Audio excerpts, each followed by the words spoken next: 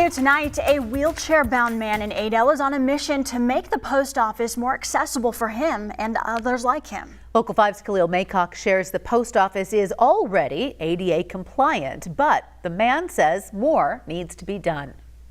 The building behind me is the one that Adel resident Robert Fisher says he wants to make more accessible for him and for others like him. And what he's requesting is a button to help make that possible. With the push of a button,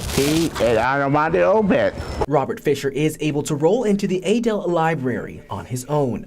Fisher is wheelchair bound and says getting into other buildings like this post office isn't easy. It's hard for me to get in there. Although this is a post office, the building is privately owned. Fisher says he's reached out to the owner to make it more accessible for people with disabilities.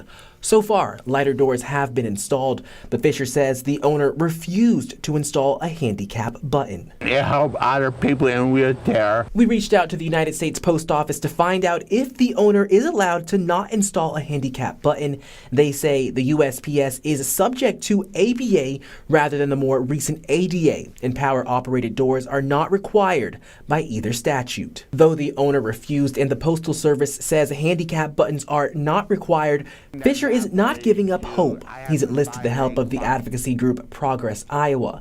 They're helping him spread the word on why a button to open a door is needed. No one should have to wonder or worry about whether they can have access to basic public services like that. And the post office should be a place where everyone has, like I said, has that full access. Fisher says he doesn't have a time frame on when he hopes the post office will make the changes he wants, but he hopes it's soon. Every time when you have to go in the parking lot of the post office, you have to call some people who work there and open the door every time.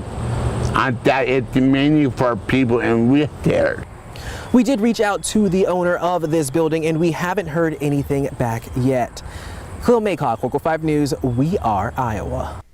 Progress Iowa and Fisher say they have reached out to local lawmakers to help them in their fight to get the handicap button placed at that post office.